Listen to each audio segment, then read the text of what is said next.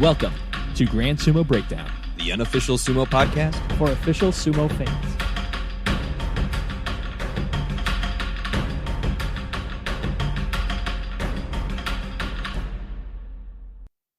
Welcome to Grand Sumo Breakdown. This is Ryan. This is Jake. And this is Mac. Today, and I'm Whatta. And I guess Watta's here too. Perfect. Nailed it. I don't know. Well, I guess that answers the question of how we introduce our special guest for this episode. And it was a like flow. that. I wanted to go with it. It worked. Oh, yeah, that's the kind of initiative that we need in order to find somebody to replace Fleric on these bonus episodes. Don't worry, people. Fleric's not going anywhere. It's just he doesn't always have time to fill in on these bonus episodes. Yeah, so we found the closest thing. We found another person of Norse heritage who's big on esports and anime. So joining us today, I got halfway through that sentence and I'm like, oh my, Yeah, it's very similar. He is Fleric. Yep. But yeah, joining us today is friend of the show, Whatta. Whatta's another sumo fan that we've been chatting with in the Twitter sphere and so on for a couple years now. Welcome to the show, Whatta. I guess this is your first official appearance on the show, isn't it? Yep. Except for supporting Whatta Gustav, I've done nothing else. Yes. April Fool's cameo, of course. Yes. I suppose it's after April 1st, so we can admit that Sumo Palooza episode was actually an April I mean, Fool's joke. I was crowned the sixth member of the podcast like 1.5 years ago. That's true. Less relevant than Sumo DB, but otherwise, but still on the list. Yeah, still on the list. yeah. I don't have the Whatta Twitter feed opened up every single podcast that I do. No. I got Sumo DB opened every single time. So My Twitter Sumo feed is quite DB is ahead of inactive, so- Whatta. Yeah. Oh man. Well, we are unfortunately this episode may be a bit of a bummer. So I'm glad that we were. Let me take a drink of my coffee. Yeah. So today we are talking about injuries in sumo and our demands that we will be yelling into the wind that must be obeyed. But no, we're Stop clearly watching. Listen to us. we will give no more of our zero money to the to watching sumo. No, basically we just wanted to put our thoughts together. There's been a lot of discussion. Obviously the specific incident that is causing this to be a big deal right now is the Hibikiryu incident from the March tournament. As of now, I'll get this out of the way. We do not have any updates that aren't already available anywhere else. But we're going to be talking about what happened in that specific accident, in the response to it, and we really don't have much since then, like anything that has happened since then, other than I believe as Oyakata said, we keep him in your thoughts and so on. Yeah, and so I was just going to say that update is basically think about him. There wasn't any talk of if he was able to move or anything like that. Mm-hmm. And I know some people have been saying like, oh, it's got to be really bad. That's why they're hiding this from us, why we don't have any updates. I don't know that that's the case. I think it might be similar to how they're treating the coronavirus positive cases, where if you are not a Sekitori, they are not releasing the name or the Heya that you belong to in the efforts to keep that more private. And so Hibikiryu is not a Sekitori. And so I think it might be falling under kind of that reason as to why they are not releasing any information, as opposed to like, ooh, this is really bad, we shouldn't tell people. Yeah, and I mean it's fair to say that the Sumo Association is kind of keep a lot of stuff close to the chest, but especially when it's the higher profile the wrestler, of course, the more we just are used to hearing all of the information that we could possibly want on injuries. Mm-hmm. So this one's kind of weird, but yeah, before we get into that too deep, just wanted to talk a little bit more about how just make sure to include the disclaimer here. None of us are doctors. None of us are professional healthcare providers in any sense. Wait, that's not why we brought Whatta on? No. I mean, people do call him Dr. Sumo. I've heard it said. I've heard it said at least one time from my mouth 5 seconds ago. But no. So my experience in this is that I work in childcare. So I'm a after-school club teacher, and as involved with this, and because I work at summer camp, so we have a lot of dangerous situation with kids, I have gone through first aid training quite a few times and also educated others on this subject, especially around water and life rescue there, but also much in general, such as CPR and so forth. I find it to be something that I care a lot about, and I get quite emotional when I see these kind of things happen. And so I went on a giant Twitter storm in anger when this happened, and that is why I am here. Right. Yeah, there were many intersecting Twitter storms going on. We're going to bring up some other people that have been involved here. Takagaijin in particular on Twitter has gathered some information that has been shared with us. There'll be more information there later, but let it be known, fans of Grand Sumo Breakdown, if you leave us a 20 comment thread on Twitter, you too can be on the podcast. Indeed. Yeah, absolutely. And especially if you share a lot of specific traits with one of us, perhaps you may replace that member for a bonus episode. A kindred spirit, if you will. Yeah. If you also have a deep-seated hatred for Goedo that still continues to this day, you could be Ryan for an episode. Maybe next time Ryan is missing, we find that one diehard Goedo hater out there. And I am the original party to bring up the Kagayaki duck walking. Okay, that is true. That is true. You could definitely replace me on a bonus episode someday. That's for sure. Yeah. But yeah, so like Whatta, you have experience with childcare. You have actual professional training and stuff like that. Yes. It doesn't make you a healthcare professional, but no, it doesn't. It means that like you have more than zero context coming into this kind of thing. Especially, I have some relevance in information about how important this stuff is. And that is why I get so angry about it. I also have quite a bit of experience with organization of big events. So I have a history in the Swedish sobriety movement, and I've organized quite a few Congress events and big halls with lots of people inside of them where things go wrong, and setting up things for structure like that, I also found very interesting, and I worked some with that. So I imagine that also entails like, what if there is a health emergency at this event, right? So how do we set up, for example, when I look at Sumo, when I look at how the crowd is set up, I get like people who I've talked to who yelled at me about crowd allocation and pathways and free clearance. I get those people yelling at me, showing up in my head, because I think they would yell quite a bit at Sumo too. And that's the kind of background I'm coming into this with. Right. Yeah, and I mean, I have a little bit of experience with I am an Eagle Scout, so I went through plenty of first aid training for that. My wife is still a certified lifeguard, so like, when injuries happen, like if I love to get her take on it, and just in general, like all of us watch other sports as well. I think a relevant one might be mixed martial arts. There's a lot of head trauma in that sport. So, just not that makes anybody an expert just from watching a sport, but seeing the contrast between one sport and another and how head trauma is handled is definitely something that makes this whole Hibikiryu situation really frustrating. Mm-hmm. But yeah, so last thing here, we are not we're not professionals. We're not we're not sending this podcast like on a disc to like the chairman of the NSK to make demands of changes that need to happen. But we definitely thought it was worth putting our thoughts together so that we could at least have our voice in the conversation here.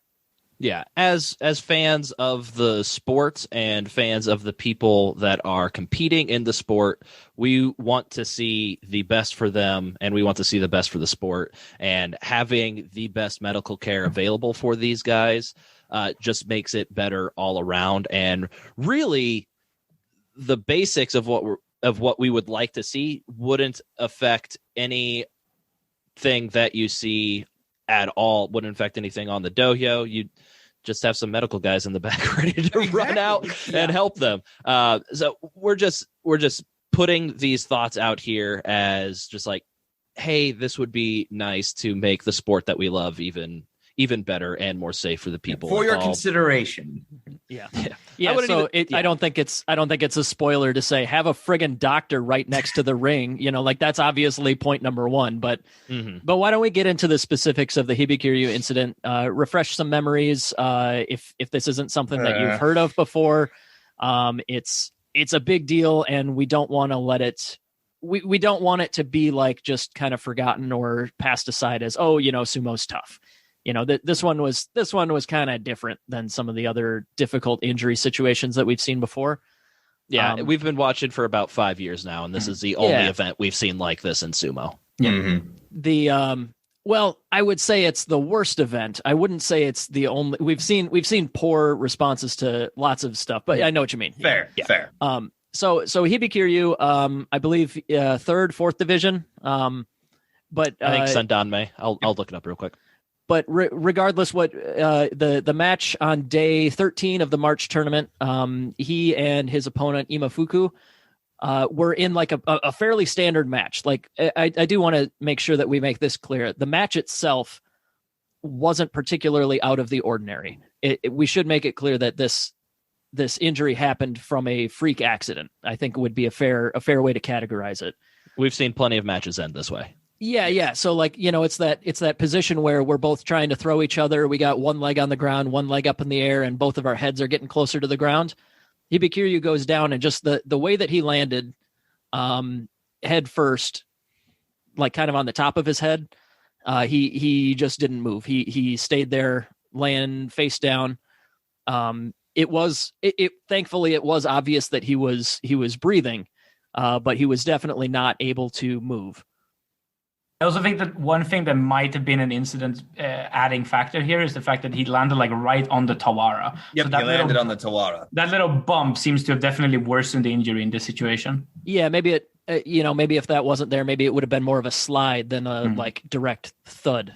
It's impossible to say. It's so, human bodies are so delicate, and something that happens 100 times in training, that position where we're both throwing each other, nothing out of the ordinary whatsoever. The match itself, nothing. But yeah, just that particular way that he landed. So up until this moment, nothing particularly horrifying. It's a terrible injury. But it's like something that, unless we fundamentally change how the sport works, that injury is physically possible to have it happen. But then things get really crappy. The only person who seems to immediately recognize that something's wrong was Imafuku himself, the opponent. He like reaches down and he's like, oh crap, are you okay? Like he's like trying to like, and he's trying to bring it to the attention of the Gyoji too. Right. Yeah, I'm literally watching it right now, and like he's looking at the Gyoji, is like, hey, come on, something's going on. He's like looking back toward the Shinpan around the dohyo, and they basically just like do your thing, bow, and crouch, and then leave, and that's And there's a Yobi, and then Yobirashi comes and stands by Hibikiryu for a little bit. I saw one person on Twitter describe it as Imafuku seemed to be worried because he was the one person who understood in that moment that he could be the one who's just laying there next. And I thought that was quite resonant with me, because it seems like the people who were not wrestlers, the reaction was not as immediately strong, but he's instantly looking at it like, damn, this is what could happen to me. I kind of want someone to help this guy, because if I'm in this situation, I want someone to help me. Exactly. Like that might not be the thought process, but when you look at the images, that's the feeling I get. And that person described it quite vividly for me. There's also just like the horror of doing something that hurt another person. Like in that moment, he has no idea how severe the injury is, but he knows that that his opponent isn't moving. And yeah, I mean, like, yes, it's a competitive sport. You're trying to win the match, but the goal of sumo is not to hurt people. The goal of sumo is to win the sumo match, right? So like it was. I completely understand his response. He's like the one person in this that seems like I don't know that he did anything wrong in this moment here. He was trying to bring attention to like, hey, this guy's not okay. Like this is bad. But yeah, we got to do the post-match ceremony and stuff like that, and they're all like kind of stepping over Hibikiryu, laying on the ground. Like, oh my god, Like, what are you people doing? Help this man. So like the authority of the Gyoji and the Shimpan around the ring, kind of like, I can understand why Imafuku is like, I guess I just got to do my thing and I leave, right? Like, he's just doing what he's supposed to do. And probably in some amount of shock. Like I really feel for that guy, but then like once that is over and they're ready for like where the next pair of wrestlers would normally come in, everyone's just kind of standing around, like looking around, like nobody's in charge of the situation. Nobody like it takes a while before anybody even like, crouches down and tries to talk to Hibikiryu. This is where it gets really, really crazy. So like how long, I think it was like 2 or 3 minutes before they managed to roll him over on his back because he was able to speak and he said he was uncomfortable. Yeah, for like minutes. Yes. But yeah, they managed to roll him over, and do we have video of them doing the rolling over? Because I know for a fact that they did not stabilize his spine with a backboard or anything. There is video on Twitter somewhere. Okay. I could not find it now quickly, but I definitely, there was like a so not on the NHK broadcast, but on the other broadcast that sometimes got the Abema one, you have like a continuous shot from one angle, and that angle's footage has now, as far as I know, been scrubbed from quite a few official broadcasts. Oh wow! But I can't confirm if that's the case, but I can't find it. Okay. But I found it on Twitter as like someone who like screen capped their screen while it was broadcasting and then like showed it. I gotcha. Yeah, so like we'll get into the specifics of what should be done in this situation, like with your lifeguarding experience and certifications and stuff. You like Whatta, like they should be. Oh yeah, he should be tied into a backboard before they move anything, like, right? Yeah, they should not be moving anything when it comes to like the spine at all, because what it looks like, what's the scared here is that he's paralyzed below the neck, right? Like that's what we're all scared of. The reason that why this injury resonates so much is that while a lot of injuries in sumo, they can make it so that someone can't do sumo anymore. But this looks like an injury that might make it so that someone can't really have a functioning life anymore. And that is why it's so resonant. And the spine is a big part of that. Another factor is the fact that his breathing was not checked up on at all. And this is something that should be checked up on for even smaller injuries when it relates to head and neck trauma.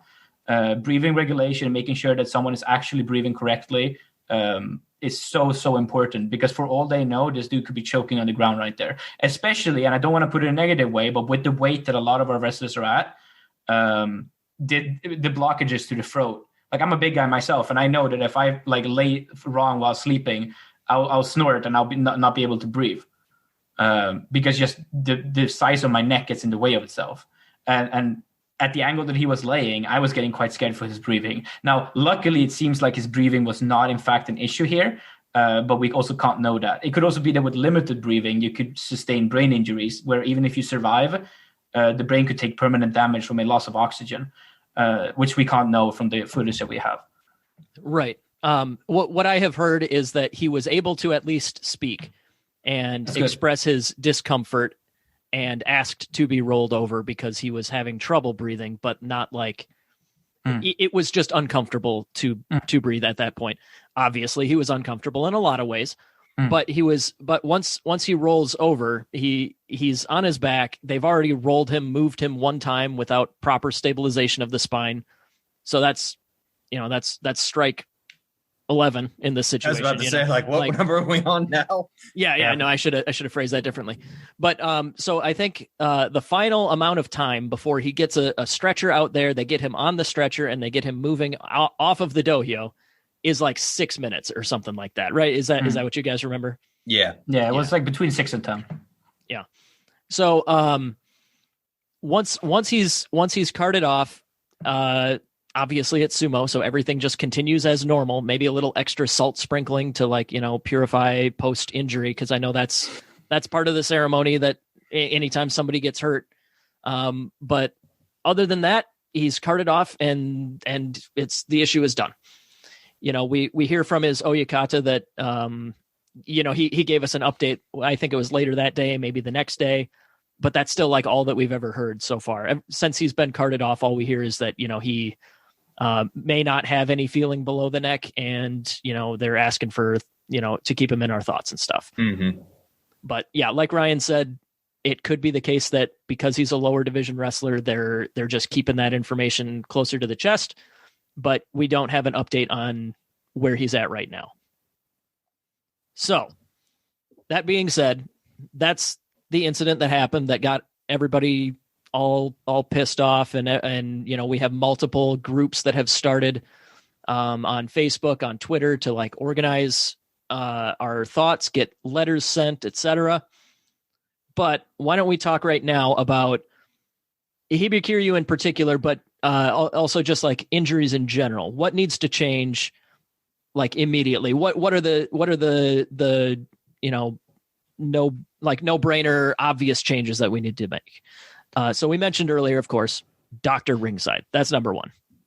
Yeah, and I just want to point out real quick is injuries are inevitable. They're going to happen. Yeah. What we're saying isn't to like, this is how you eliminate injuries from sumo wrestling. There's things people talk about like changing the tachi to avoid the head butting. I don't think we might hit on that a little bit as an option, but that's not realistic. That's going to change in sumo. What we're saying is just like the response to these injuries is something that can very easily be changed without affecting, as far as I know, like the religious aspects of the sport or the competitive aspects of the sport. Just having doctors on hand and trained medical staff to take care of these things. And so, yeah, we're not trying to prevent injuries. We just want to see better response. Yeah. And injury prevention can come from a number of different ways, but the primary immediate thing that has set us all off is the response. And the response can be, like you said, Ryan, the response can be improved without sacrificing anything else, really. Basically, if what shocks me is the lack of there's no plan. There's no plan. Zero plan. This has been going on for hundreds of years. Like, that somebody can get hurt in there. Like varying levels. First time out which way the stretcher was supposed to go. Yeah. It's not the first time you've seen somebody unconscious on the dohyo. So when I work with children in the forest, this is something that we talk about a lot because we do not always have a doctor with us into the forest. That would be expensive and impractical and not help the kids that much. What we talk about is protocol. What do we do when something happens so that we standardize it and so that we can practice it? Because this is a big thing. When it comes to emergency care, the big thing that stops most people from action is stuntedness. Like you see something happen. I don't know if any of you have ever called 911, but if you see a car accident, there's this like brain freeze that happens of like, what am I supposed to do? And the best thing to get around that brain freeze is just practice and practice and practice and practice in order to make sure that you can just break through it immediately. So one thing that we do a lot when we practice with childcare is like stabilization of the body. Now, in this case, that would be a bad idea because spine thing. But in a lot of cases, this is a good idea so that you instantly get someone into a position that's sustainable, so that you can then follow protocol further on. But so that you just are acting, you're doing something, And as you said, what makes me so scared watching the Hibikiryu video is that everyone's looking around, trying to find someone in charge. The Shimpan's looking this way, the Gyoji's looking the other way. Imafuku's confused about what he's supposed to do in his ceremony.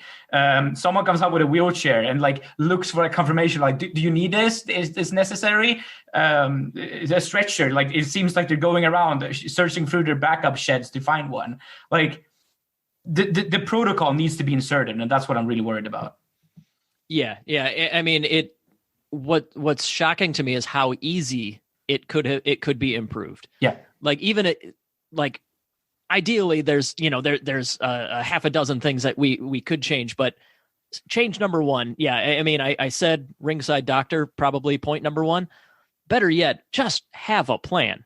Exactly. If an injury happens like that Shimpan, like, there's 5 of them around the ring. Like just say number 3, boom. He's the guy that's in charge. If there's an injury, he takes charge in the sense that he can direct people. He can talk to the wrestler and say, yes, we need the wheelchair, something like that. Like that doesn't take one yen of expense to like sit down and have a half-hour meeting about like this guy's in charge and therefore his decision on what we need to do to proceed is takes precedence. Yeah, there you go. You can have that one for free, NSK.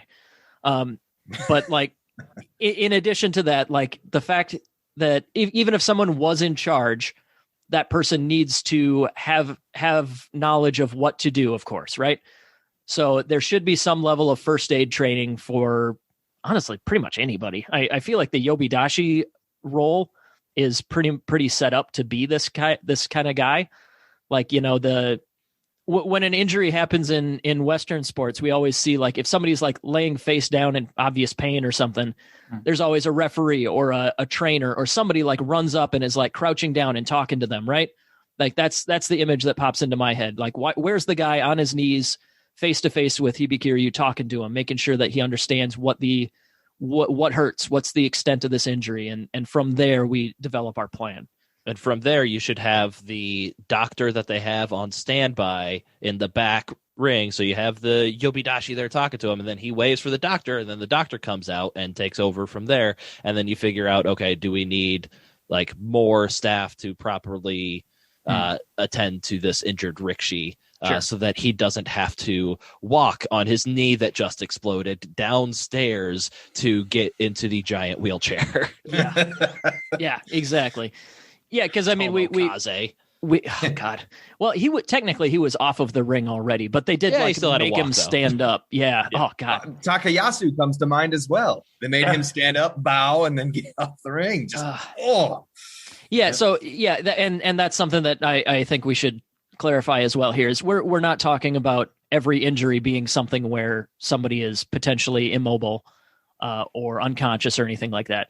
The knee injuries, we've seen half a dozen of those over the last couple of years where somebody's knee is in terrible shape and they have like one 5-foot tall Yobidashi there for this 400-pound man to lean on while he gets up under his own power into the wheelchair at best, or hobbles off on his own, as we've seen more often. Like it's really just, to me, it feels like they treat the injured wrestler like a burden, and this burden he has to redeem himself by getting his own bulk out of there on his own power, and that's I think that's another key point here. Yeah, this is something that bothers me a lot when it comes to sumo injuries, and it's this idea of this honorable way to be injured. And they view it as a sort of like when they tell Imafuku to follow along with ceremony, they're following their protocol. And the reason they're doing that, as far as I can tell, and I'd love to be wrong, but as far as I can tell, they're doing that out of some sense of optics. Like, sumo has always been done this way. We must respect the tradition. And I want to be very clear. I love sumo traditions. Sumo traditions are a part of the magic, aesthetics, and appeal of the sport. It's why a lot of us stick to this for so long. When they throw the salt, when they bow 17,000 times before every single fight, when they do the ring stomping, the claps, the aesthetics of the doyo, the clothing of the gyoji, of the shimpan, all this stuff. It's beautiful and it's great, and I love it. I really love the respect that they show at the end of the bouts. But you know what I love more? I love healthy Rikishi. Yeah. And I love that the people who bring me this beautiful experience that I can know that they're well taken care of. Mm-hmm. And that's really, really important to me. So when I see Imafuku forced to do the ringside, accepting of the win, instead of helping the guy on the ground, that makes me feel bad inside. And that's why I'm so worried about this, and why I'm willing to say things like, yes, we need to step aside a little bit from some of these traditions and some of these aspects because other things need to take priority, even when they are that important.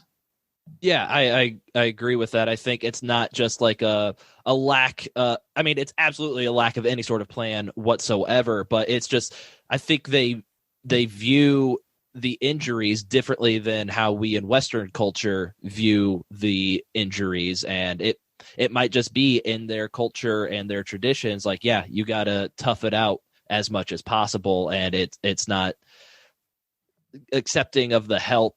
Might not be seen the same way as it is in Western culture. So it's a couple of different barriers that they might need to get over in order to enact these changes. It's not just like, all right, yeah, we should have a plan, but it could be a full cultural thing that would make them hesitant to enact some of these plans that we're just not privy to because we're not in that culture. I would be curious to know. I know that American football is something that is kind of not super popular, but it exists in Japan. There's a league for it. Oh, okay. Yes. I thought you were just saying American football, not that popular. No, we are about to fight. We are about to fight on that one. In Japan, as European, it's not. Yeah, well, it's 3-1 today, Whatta. So football means one thing, soccer means a different thing today. Yes. But no, like, so in Japan, there is American football, there is rugby, there are like Western sports that have similar levels of contact. I would be curious to know, how does the response there differ? Like that, I think that's a point where it would help us separate how much of it is cultural and how much of it is sport specific. Because like you said, the optics of oh crap, that guy's injured, but we really, really need to do the ceremony part of the sumo match. Like there's the optics of sticking to what we're supposed to do. But then in a Hibikiryu situation, there's the optics of we look like backwards, ancient, unchanging, unhealthy. Like it looks like we're completely out of touch and completely without any sort of plan or compassion for the athletes that are, injuring themselves to do this sport. So I would be curious. Maybe there are Japanese mixed martial arts promotions as well. I can't say that I've watched much of it, but like I would be curious to know how much of it is cultural versus the sport. The ceremonial stuff. You guys remember a couple of years back we had the mayor who I think it was a mayor on the dohyo who had like he fainted, heart attack along those lines. Was that a heart attack? Yeah, it was a heart attack. But there was an EMT available who was able to come and help out and give emergency immediate help. And that was like, oh, wow, that's cool. Oh, no, it's a woman. It's a woman. On the dohyo? Gasp. And the only thing that was said on the intercom was asking the woman to get off of the dohyo. Like that was like previous low watermark for me as far as like how in touch is the Sumo Association regarding health. Until Hibikiryu, of course. Obviously this one takes the cake. But I appreciate that they apologized for that. I think it was it the NSK themselves like officially apologizing or something? There were important people apologizing. Yeah, fair enough. There were. I don't know if it was the NSK specifically, but yeah, a lot of people had to apologize. So, but what the reason I bring that up is like that you gotta put a pause on some of the ceremonial stuff here when there are lives at stake. And honestly, I would prefer the bar be pushed even lower and say when there's any sort of health at stake. Don't make Imafuku step over the unconscious or immobilized body of his opponent to just so that he can bow in the one spot and then like leave properly.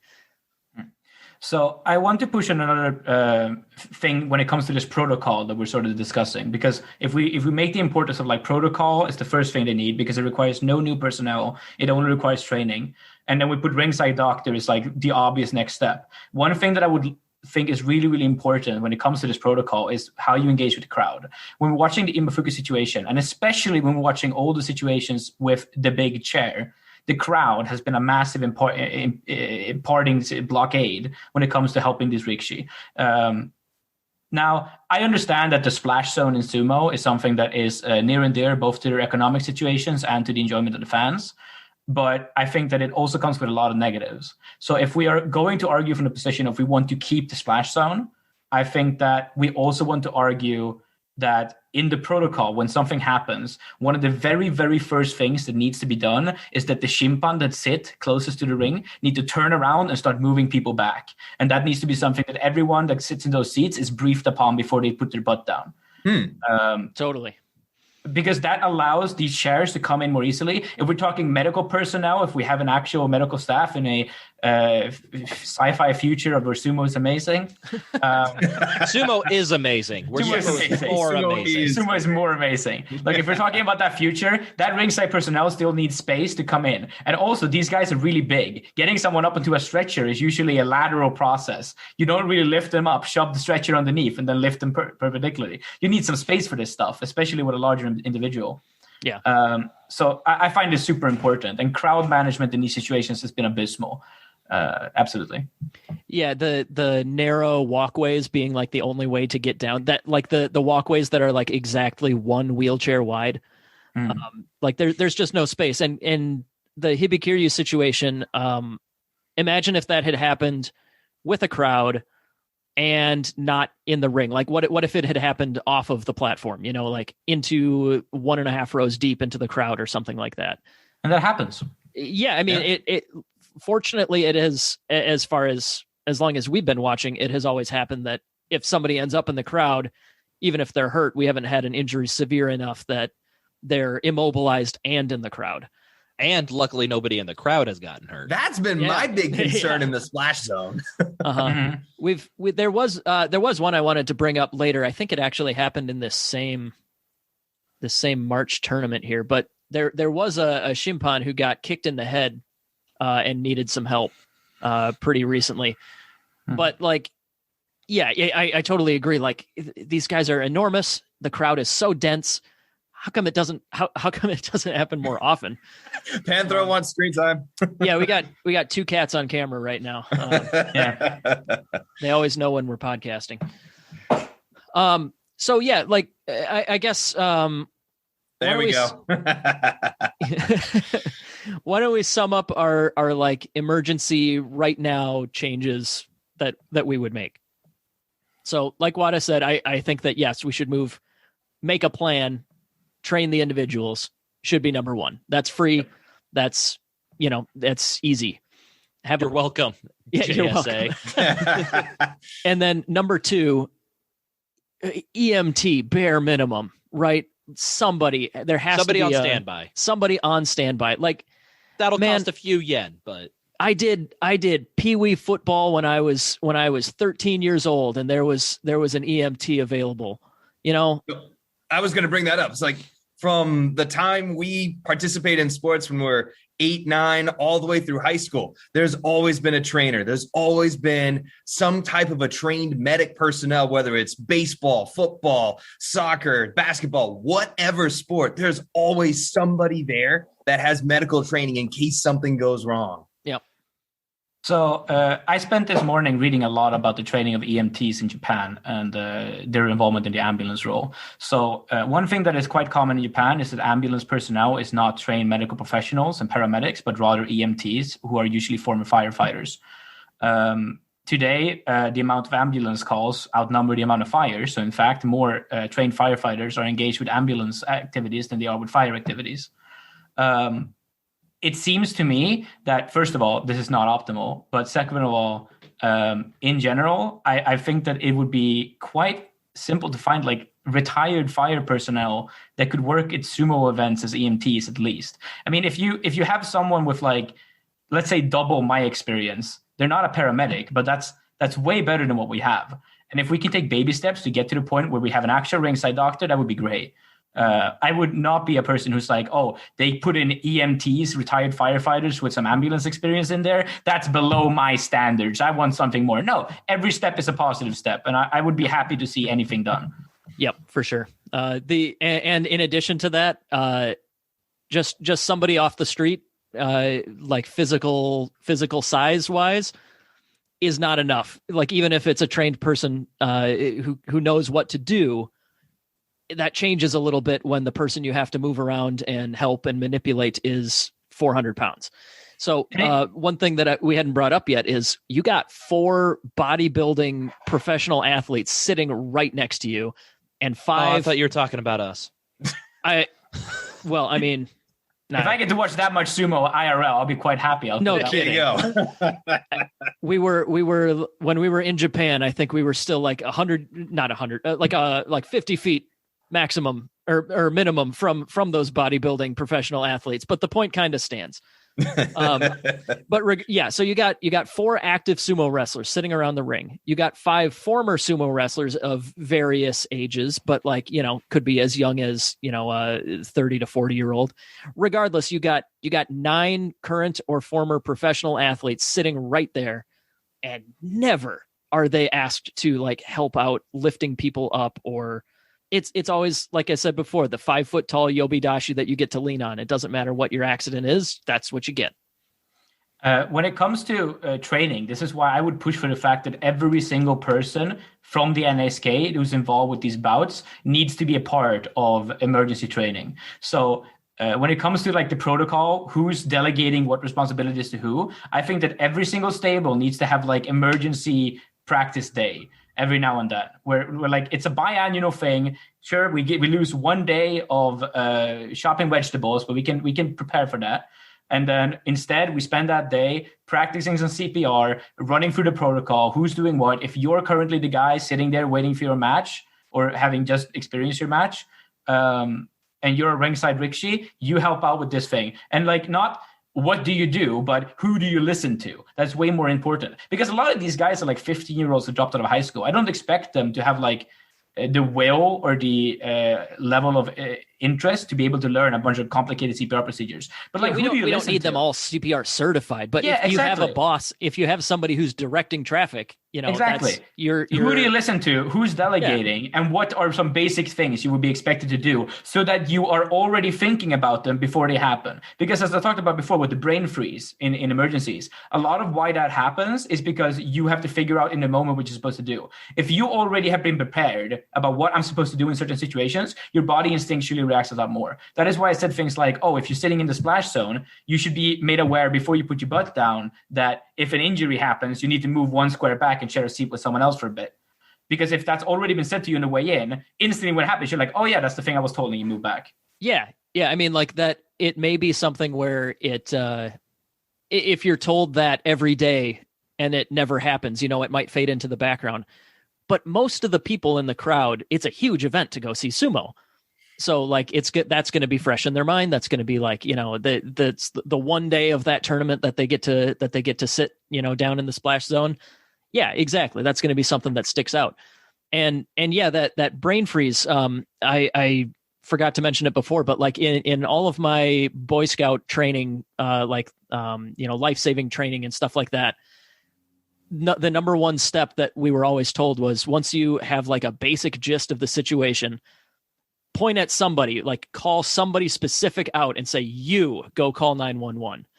Like that's just as like a break the ice. Once you do action number 1, action number 2 becomes easier. So like directing traffic, whether you're somebody in the crowd, whatever, if somebody is taking charge and has done the first action, then everything becomes easier. Yeah. If there's a crowd of people standing around watching something happen, something horrible happen, everybody's thinking to themselves, well, surely somebody is calling Bingo. 911. Somebody is doing something. But if you have, like you said, like you're going to do this, then it puts the onus on you and it gets done, where you're not where everybody's relying on somebody else to do it and it never gets done. Yeah. One other point I want to make, more so as we're not going to talk about it much, is accidents and injuries that happen during training, because it's not really something that we have as much access to. And really what we are able to do right now is talk about like the obvious public incidents with horrible optics here. There a lot of these things that we've been talking about, like first aid training for everybody, or at least having somebody in charge of first aid, would also help with injuries and training and getting good responses, getting even injury prevention and stuff like that. But we're not going to talk about it much because it's really hard to. It's less public. You can't really analyze training as well as you can analyze what's actually happening on television as from a health standpoint. So I just wanted to call that out before we moved on here. But so we've talked about like these immediate changes that really should be made to improve the sport. Again, coming from a place of we love the sport, we want it to be better, we want better things for the people that do it. What are some things that are more more ambitious, more like maybe injury prevention type stuff that we can do big time in Whatta's sci-fi fantasy of future sumo. Whatta, go ahead.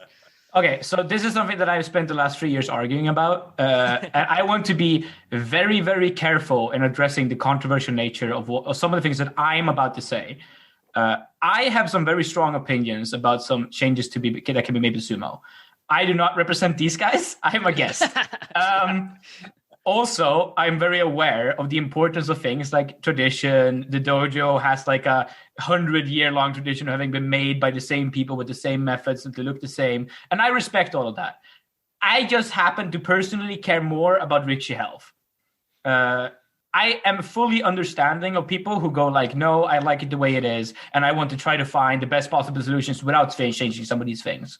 I fall on the other side of the coin. I want to just be very honest about that. Like this. Yeah. I don't think that it's unreasonable to not want to change some of these things. Right. And obviously the thing that we're talking about here is the hottest of buttons in sumo, in online sumo arguments here, lowering of the dojo. in a sumo Discord I frequent, the shit posting channel is literally called Lower the Dojo. So like this is such a hot button issue, and I kind of made it that way. Brian, I honestly don't know why it's such a big issue when there's the clear solution of just put a ball pit around the or impact dojo. Foam. Put impact foam around it. Ball pit it's more fun though. It's more colorful. Fair. You'll engage the kids. They'll love it. I feel like that's the most easy and elegant solution. I don't know why this wasn't implemented over 50 years ago. I was going to say, I'm kind of in favor of raising the dojo, because if the Rixi have long enough in the air to correct themselves, Rixi always land on their feet. So if you have everybody knows Rixi are cat. Well, I mean, effectively, but like if you have it higher where they have more time to adjust in the air, I think that might reduce injuries. Okay, so if I can take it away with some actual arguments for lowering the dojo. All right, let's good. talk We got the joke part handled. We're yes, good. all right. That's what I love you guys for. But let's talk Kishino Sato. Kishino But Sato. not the real sumo top. let's just get a feeler on the air. Who here would have loved it if Kishino Sato was still Yokozuna? Someone? Oh, yeah. Anyone? Yeah, it would have been pretty great, right? Kishino Sato's injury, massive factor in what happened here. When I've looked at this video 100 times, I am very convinced this injury does not happen from Haruma Fuji pushing very hard in a certain angle, okay? I am quite convinced that this is an injury that happens when he lands very awkwardly in the crowd after being pushed off the dojo. Mm-hmm. Now, the dojo is 40 centimeters tall? I'm pretty sure. Something like that. Yeah. 40 centimeters. Wait, I'm sorry. Centimeters. So I think it's... In American units, it's like 2 feet. Add in some more. Yeah, maybe 2 feet. I think it's a little higher than 40, maybe like 60. It doesn't matter. Can you matter to a global measurement? On Google, it says 34 to 60 centimeters. Okay. That's a pretty wide range. But regardless, that's not important to the point that Whatta's making. Kishino Sato weighs something like 170 to 180 kilograms. Now, another measurement you guys aren't... I have no idea how much that is. No. You've seen... Yeah. No, we know. Go on. It must be so difficult for you guys to watch sumo with all these stats at the bottom. Hey, Nato Sumo puts both types of units at the bottom. So that does help us.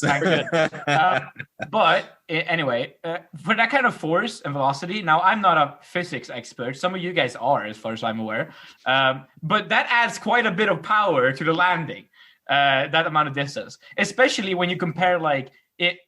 I looked at some amateur sumo where the dojo is lowered. And when you just fall on your back and lower down, the body's sort of built to be able to handle falling from your feet in most situations, especially if you're not an old lady. So falling from a dojo 40 centimeters, it also acts more torque to your position than usually falling backwards, right? So you're falling at a more dangerous angle because of the dojo being a certain height. I find all of this quite honestly ridiculous. Now, the dojo is historical. It's great. It's beautiful. I love the dojo. But Rixi health, the height of the dojo is, in my opinion, indefensible from a medical perspective. Yeah.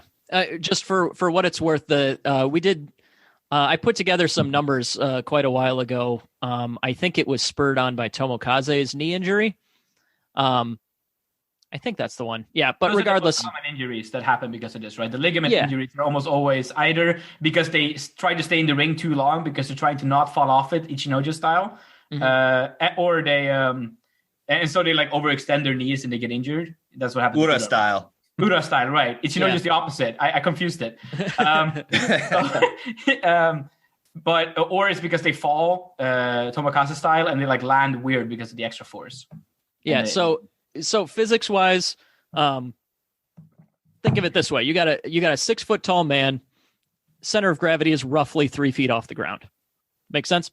Then you got so if you fall flat on your back from standing onto something the same elevation as you, that is X amount of energy, right? But if you have a 3 foot tall dohyo, in addition to the 3 feet from your center of gravity to the ground, if you have another 3 feet, that's double the amount of impact, at least energy wise. I mean, depending on how you fall, the acceleration due to gravity, blah, blah, blah, it makes it much worse. I don't think there's any way to defend that falling off the dohyo isn't much worse than falling onto the dohyo. What I think would be another thing that we've discussed on this show, at least briefly, is what if you just widened it? What if like the space out to the crowd or so, like roughly an extra 3 John Nome, just widening that area. Yeah. Excuse me. Sorry, Whatta. About 1 meter, perhaps wider. That. Thank you. That would. So here we go. Let me get my chart up here. So for 2 Basho, I gathered a little bit of data about where does the match end. Does the match end either on the ground within the ring? Does it end up on the platform but out of the ring and everyone's still on their feet? What about on the platform but somebody goes down to the ground? Versus like, what if somebody falls off of the dohyo but stays on their feet? What if somebody falls off the dohyo and goes all the way to the ground? So like I categorized matches in this fashion and found that about half of matches end up with everybody staying on their feet. About 25% of the time, people will stay on the platform of the dohyo, but everyone is still on their feet. Just, one guy stepped out. Another 25% of the time, everyone stayed on their feet, but at least one of the guys went off of the platform, but stayed near the platform.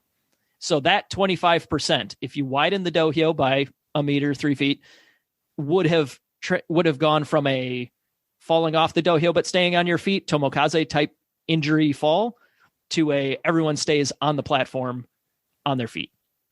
So just as rough numbers, that is about how many matches would be would have that type of injury prevention applicable to them. Yeah, I'll say this, that whether we widen the dojo or lower the dojo, I'm less interested in. That's a practical solution for people on the spot who can look at the arena that they're in and adjust what would be reasonable. I'm mostly interested in doing something to reduce this fall distance to the ground. Yeah, anything. Just anything for this purpose. Yeah, and this came a lot from watching a lot of Amasumo. I spent a lot of 2019 watching some Amasumo, and it was really fun. And seeing the difference in the falls and the traumas. Like, I don't think I saw an injury during that year. And that's not to say that injuries don't happen without this. They do. They absolutely do. Amasumo is less violent than sumo is.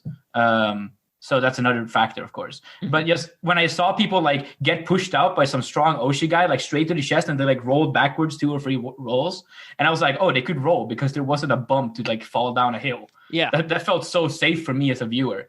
I felt really ethical watching that, and that's exactly Kizaki Yumi, who retired recently. Anybody remember when that injury happened? Maybe a year ago. I actually missed this one. I thought it was last year. So he was in Juryo, and he did just retire a couple months ago, in part because of this injury. But he exactly what you were talking about, Whatta. He was pushed backwards, and instead of being able to like roll head over heels, he basically his butt hit the ground right at the edge of the platform, and he fell over and landed on his head, basically upside down. Yeah. So that was. And of course, nobody helped him up. He was just like laying there for a little bit, and yeah, terrible. all the issues we talked about above still apply. Please see previous parts of the episode. Yeah, exactly. But that's that one, and Tomokaze, and to an extent Kisano Sato. Like, those are just poster child injuries that changed careers drastically, purely for the aesthetics of the shape the dohyo is currently in. I also want to talk about passive injury, because sumo is a sport where you do a lot of fights every single day. And in the Heiya, they have lower dojo, which I appreciate, but you do 15 fights every other month. I once explained to a friend that there is active sumo going on a fourth of the time, because it's half a month every other month, right? That's a lot of your life to spend doing a fight every day.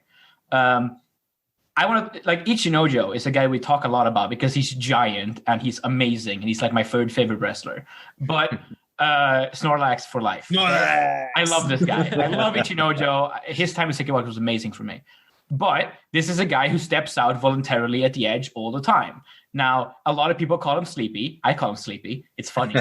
But obviously, this has to do with injury prevention, right? This is something that has been mentioned in this podcast. It's been mentioned in Discord debates a lot. Like, Ichinojo steps out for injury prevention. What is Ichinojo's injury? Spinal cord impact. So he has a broken disc. Now, I can imagine stepping down from a dojo 15 days every other month for half your life ends up causing a lot of pressure on the spine of a guy of that size. Just the step down, even if it's gentle, it's a boom, it's a badoom.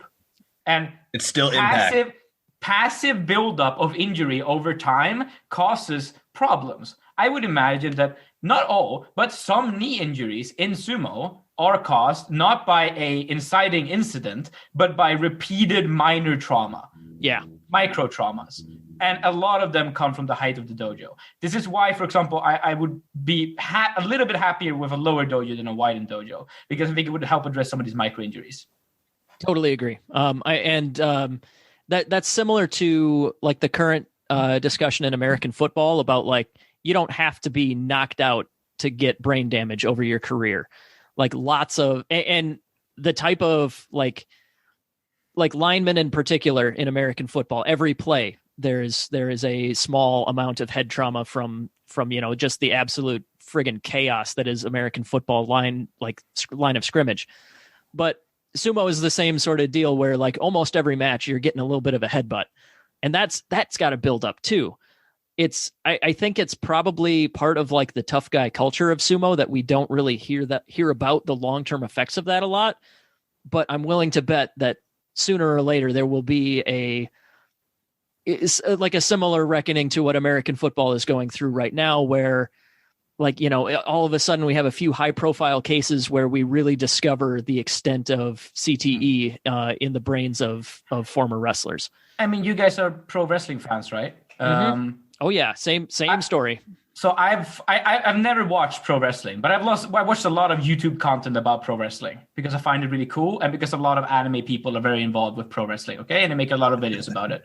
It's good. Yeah, I know about how early these people are dying. A lot of these people, and it makes me very upset. You guys follow Sumo Follower on Twitter, I'm sure. Mm-hmm. And Sumo Follower tends to tweet out whenever a former legendary Rikishi dies. And the age is usually there. And it's like 66 is like the average I'm seeing. Yeah. These people are dying early too. They're not dying. I don't think it's quite as widespread as in pro wrestling, but it's there. It's definitely in that direction. And microinjuries are part of this. So I would hope that the dialogue can grow more progressive in the future. I also want to talk about one more aspect. I want to talk about the Rikishi Kyokai. Kakiryu, my friend. You are the representative of Rikishi interests in sumo. Now, I'm a Swede, which means that I have a long history of working for unions, okay? This is just how Sweden is. We're this kind of country, right? And when it comes to the rights and health of people who do your profession, I think that the representative needs to be a keystone person in advocacy for these issues. And I would hope that Kakiryu and his successor, if this now, he recently retired, so I don't know if he has to step down from this position or not. Let's go Endo, have some relevance in something. I would hope that whoever has this position can be a leading figure in this, because I want someone out there who can look at sumo and the only thing in their head is the health and safety of the rikishi, because there needs to be someone who argues for someone's case, right? And a lot of times when we have these power structures, the people in charge argue their own case, and then they're in charge of other people, and these people don't get anyone to argue their case. For example, when I'm a summer camp counselor, I, as a leader and as a counselor, often get into conflicts with children. Did I grab a child's arm too hard? Is sometimes an issue that has to be resolved. Hopefully not with me so far, but no, with a counselor.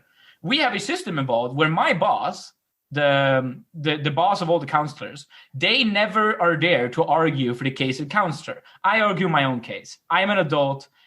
My boss is there to argue the case of the child, because the child needs someone to represent them. And now, I really don't want it to come across that I'm calling sumo wrestlers children, but they are in a power structure where someone has power over them, and they need someone to take their side. It's the same reason that all professional sports in America have unions. Exactly. NFL Players Union, MLB. Yeah. The only one that does it is esports. Let's get working on that. Mixed martial arts. Mixed martial arts is terrible for. And professional wrestling. Professional wrestling. Yeah. So like individual. It's. I always get very careful talking about unions with Americans, because I know it's a much hotter button issue over there than it is over here. Yeah, you're definitely speaking to a friendly crowd here, but yeah, that's it's not necessarily something that comes up often on the show. We try to keep that stuff usually in the background, but yeah. In my case, it's just about advocacy for those who are not in a position of power in a structure. That's it. Exactly. So I want to bring up just a couple of things, because I can easily see people getting mad at Whatta, not us, because Whatta said that he is not speaking for our yes, of course. It's not us. I want to insulate Whatta here. I don't think Whatta is saying that, and I think he's already said this, but most injuries are not occurring because people are falling off the dohyo. In fact, my guess is the vast majority of injuries are happening within the dohyo. But this is an avenue that we see that could prevent some injuries from occurring. It could be a small percentage, but we also see that the severity of the injury, I think it's a higher percentage of severe injuries that occur when somebody falls off the dohyo than when it happens inside the ring. Obviously, there's exceptions to that. Hibikiryu happened entirely within the ring. Yep. Tamawashi's just reign of terror, breaking elbows. The Kotonages of death. Yeah, all happened within the ring. There's nothing we can do about that. You're not going to outlaw the Kotenage. You're not going to outlaw all throws in sumo to make sure people can not land on their head. Yeah. But something that can be done, and an easy solution that people see, lower the dohyo, then Kisei no Sato could be a dominant Yokozuna right now. Tomokaze probably wouldn't be fighting his way back up from Jonidan right now, and could have been in the Sanyaku ranks for a year at this point in time in his career. No guarantees, but like we still feel like we've been robbed of things because of this thing where we know what would help. Think of Teru no Fuji. Think of what those knees could be if this man has diabetes too, though. Yeah. Okay, fair. Did he get hit by a car or something around the time as of his far as I know, this man has like gone to hell, survived the 7 layers. Yeah. He comic style fell down like an open manhole on the street. For all we know, like his descent down the ranks of sumo was actually him going through Dante's Inferno, you know? It's like the first stratum, the second stratum, he had to work his way up again, you know? Yeah. Yeah, and one banana peel will undo the whole thing again. So, no. Oh, God. Hey, Kaiju, I believe in you. So, lowering a dohyo is a solution that a lot of people feel very strongly about, and I think I would fall on the side of I would like to see it widened as opposed to lowered. I think, as Jake pointed out, could reduce a significant amount of people falling off the dohyo to reduce the chance of those more severe injuries. I would understand why they don't do it. One, because that's how it's always been done, and that's very, very important in the culture over there. But also, the seats that you're going to be paying for the highest are the ones that are going to be going away if you widen the dohyo. You cut into the profits. So that could be another reason why they don't want to do it. But I think the main reason they don't want to do it is the tradition of it. And I wish I knew more. There could be a religious aspect to the raising of the dohyo, as like these men are higher than everybody else from a religious aspect when they're competing on the dohyo. We'd have to go back to our episode we did on the Shinto religion way back when with your wife, Katie, Jake, I think we touched on it some there. A little bit. I think that I think that the inertia of we've always done it this way is probably the biggest factor here. Like that's just what sumo is supposed to look like. But I mean, we could, what if we like cut it in half, or something like that. There's other like half measures that would still improve things, and that's worth something. Sumo has also not always been fought in a raised dojo. Yeah, I mean, like I mean, like from the dawn of time, obviously it started like as more of like a festival game, like it wasn't always a sport that's on an elevated platform or anything. But like as Americans, this is something where it gets kind of weird for us because like modern sumo has existed for like a couple hundred years. And to us, like the entire history of our country is like a couple hundred years. So like I've heard and we've only got 10 more to go tops, really. So. But I've always heard the joke that like in America, 100 years is a long time, but in Europe, 100 miles is a long distance. Oh yeah, like there's that perspective of like, when was the last time you biked to work? I actually can, but that's just because I intentionally moved insanely close to my office. And then the pandemic hit, so now I'm 10 feet from my office at all times. But regardless, though, like that perspective of sumo has a much bigger history than any other sport that we watch or that we know of. Like it's changes like this year we are going to be adding a 17th game to the American football schedule, and to me that's like, oh my, don't I know it's stupid, but that's a different discussion. I hate it. But the first thing, different show Ryan, different show. But what sprang to mind when that happened was like, no, but it's always been 16 games like forever, for like hundreds of years, right? No, it's like what, 1978. Yeah, and like who cares? There are people alive who remember 1978. Ancient wizened sages who remember the 70s. I was actually just talking to my wife the other day. It's like the 90s for us is going to be like the 70s for people that were born in the 2010s, and that just feels so weird to me. I was born 1996. I mean, I was 1990, so that's not too bad. That's 89 bitches. You at least have memories of pre-2000. Like you're not quite. I have like one memory from then. You're not quite a baby, maybe. Yeah. But yeah, so like this, when we say like sumo doesn't want to change anything ever, it does have a lot longer of a history than like we have the perspective to really sink our teeth into and like really understand the perspective fully. So that, I think that's worth noting anytime we bring up progressive changes like changing the dohyo or the other thing we have written down here is like moving the crowd back to prevent anything like harmful interactions between the wrestlers and the crowd. Like all these things are just, it's been this way, and it's been this way for a long time, longer than we have the authority to like really question. So I have one more thing I want to bring up that I think is going to be way less controversial. And this is also something I've never seen cause injury, but it is something that I constantly, every time it is relevant, I go, because something could happen. And you guys sat in these box seats, so you might know what I'm talking about. But these steel bars that stick up from these box seats, if a foot goes under one of those at the velocity that some of these guys are running off the dojo, and now during Corona season, I've seen some of these guys run really far into the crowd area because there's no crowd to block them. And like, I saw Endo run out one time, and like, that's my favorite guy. So I got really scared. I was like, don't step on a steel bar. Like, these things are dangerous. Now, there has to be some way to separate a crowd with something that won't make you trip if you hook your foot under it.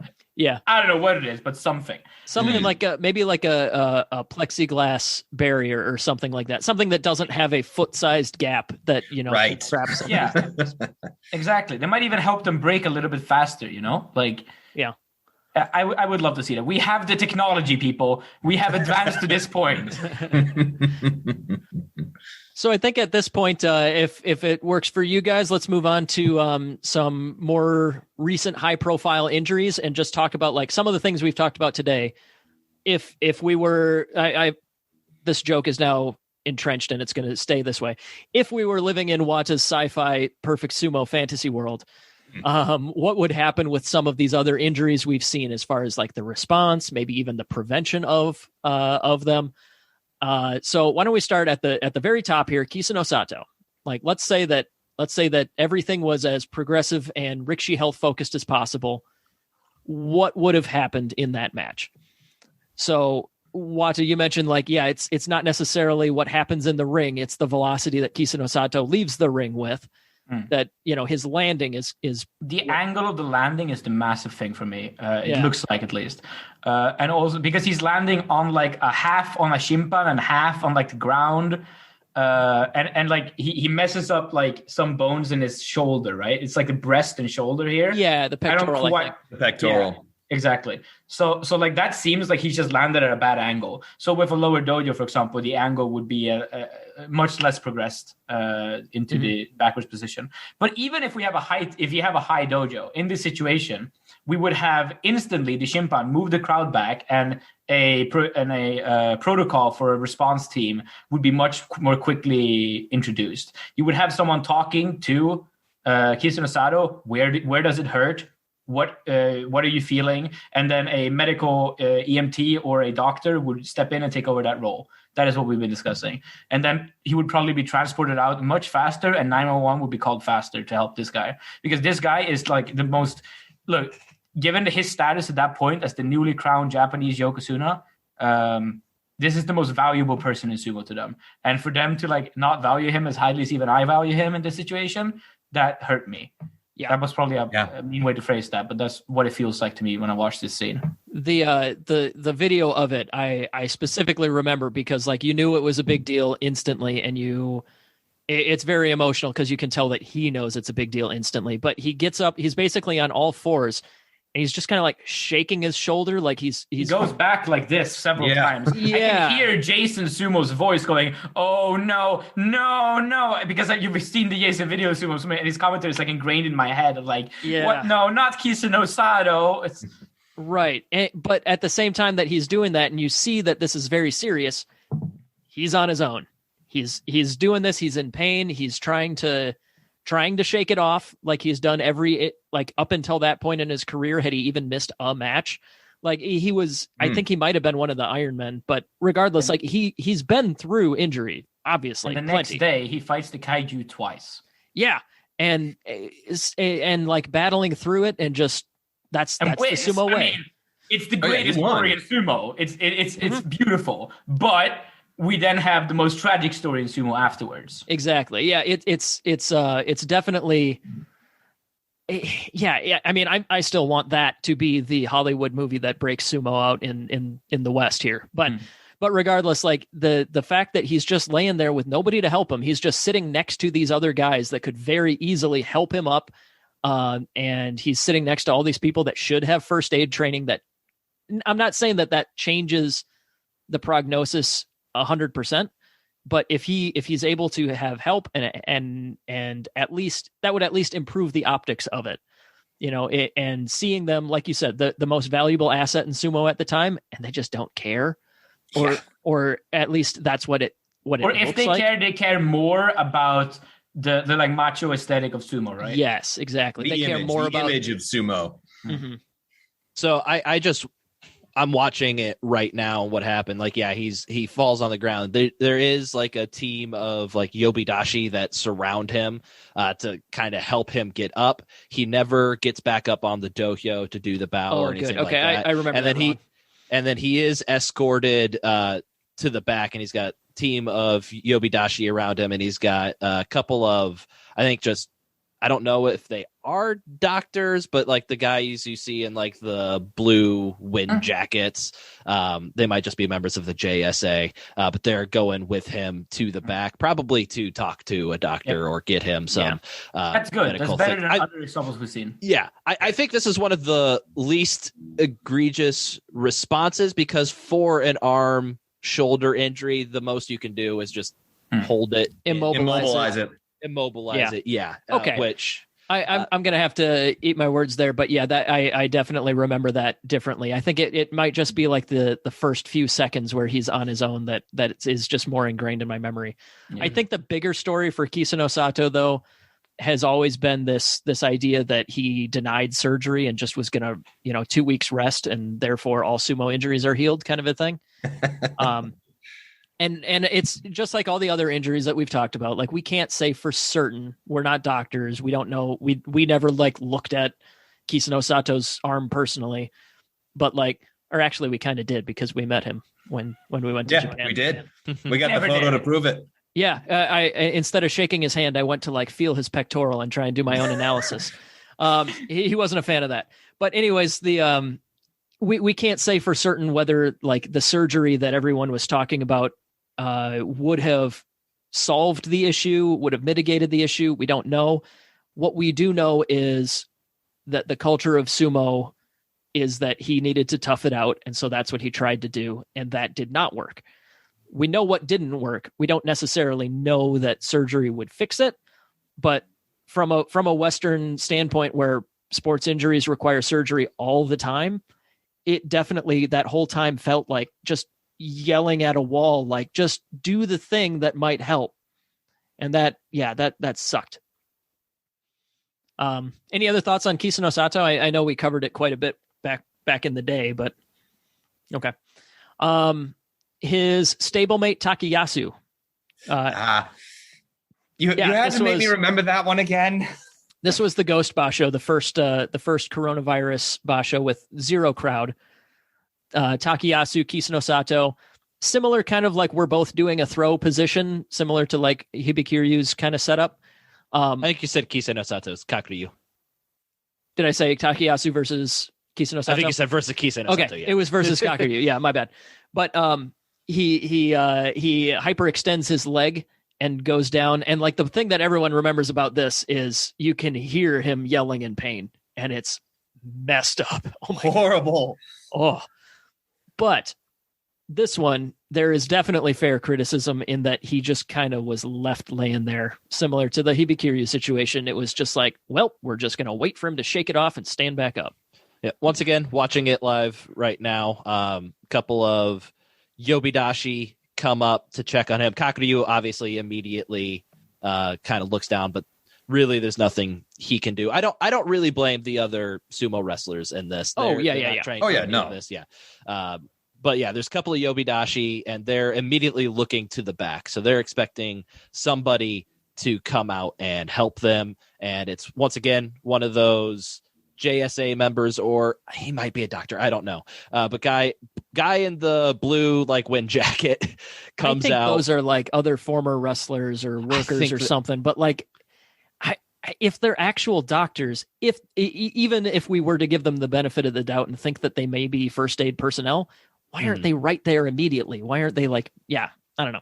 Yeah. But what happens is he comes out along with, I'm guessing it's Sukebito, and they both just kind of like lift Takayasu up by his mawashi so that he can get his legs underneath of him before he has to walk off the dohyo. And they cut off the video to a Daisho interview right after that match. So you don't actually get to see how he exits the dohyo, but he still needs to get off of the dohyo. He has to get down into the wheelchair, which definitely should be handled differently. There should be a way that he doesn't need to utilize that leg at all to get to the medical training or the medical care that he needs.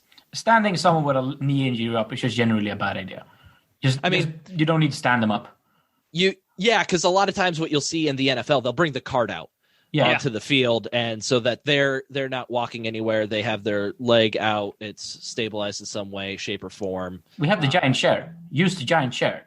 Yes. Well, and like when you're using the giant chair, don't like don't like assist him in getting up under his own power. You know, they should be like just gently manipulating him with the aforementioned like 10 bodybuilders laying around, you know, like move him into the chair, or better yet, if it was something where he didn't have to bend his knee in a sitting position, you know, if I'm not saying there's enough room for a cart like the NFL, but you know, like something there's got to be a better thing than just toss him in a wheelchair and get him off camera, you know? Right.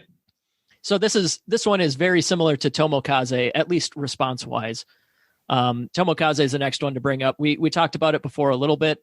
He went off of the dohyo, landed on his feet, but being a ginormous man, that doesn't mean that it's completely safe. So obviously in Tomokaze's case, the way that he landed, I don't think there's a great angle of exactly where his feet were positioned, but in essence, the way he landed, his knee blew up. Yeah. What's specific for me about this one is that this is an injury where, like, if there was anyone with any kind of medical profession watching that live, it's quite obvious what the injury is right away. Like, this is a ligament injury. You can see it in the fall.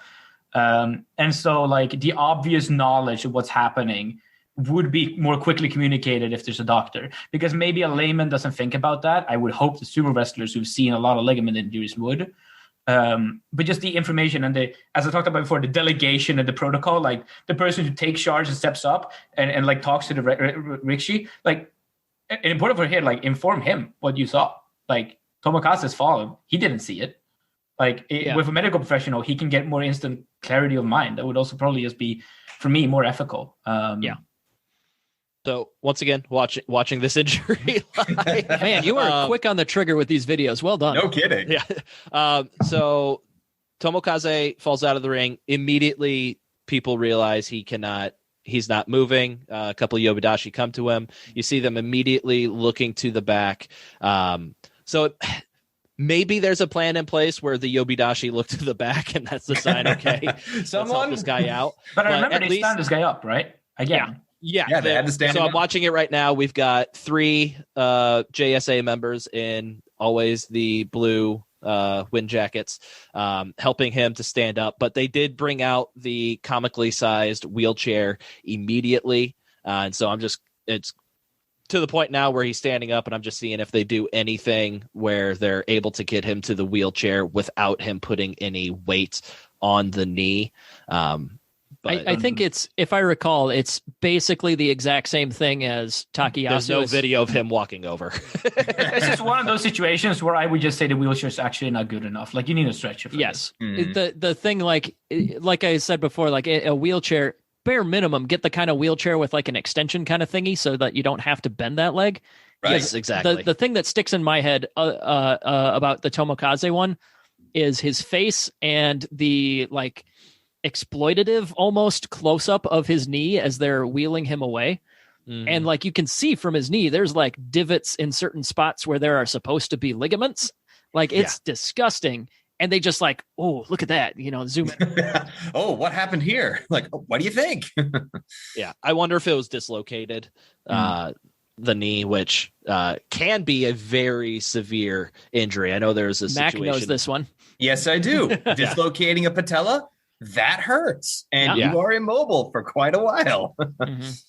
Unless you're an anime character and you just pop it right back and you just keep on fighting. Mac tried to do that. I actually did pop mine back in place because I said I'm not going to a hospital, and I went bang and hit it back into my knee and ended up needing surgery after that. And that's the part that made it worse. Yeah. That was the part that made it worse. Yeah. Oh. So yeah, I think it's important to point out all Tomokaze was doing was he had one leg up on the dohyo, the other leg was going off the dohyo. He was just trying to land normally, and his knee exploded, and he's been out for a year. So that one and the next one, Wakataka Kage, they happened in the same tournament, which is like I mentioned before. That's when I started gathering a little bit of data. In particular, these two stuck out to me because a lower or wider dohyo, even if it took up the same amount of space as the dohyo plus the like aisle around the dohyo, they simply were hurt because of a 3-foot fall. It wasn't that they were going flying several rows deep. It wasn't because they landed super, they weren't thrown and landed on their head or anything like that. It's simply the extra 3 feet of fall made a leg injury that probably wouldn't have happened. It still could have, of course, but Whatta Takakage in that same tournament, this was back when Ryan had dubbed him the new Prince of Sumo because he was undefeated in the top division. Yeah. And then he awkwardly lands off the dohyo, like sprains an ankle, I think it was.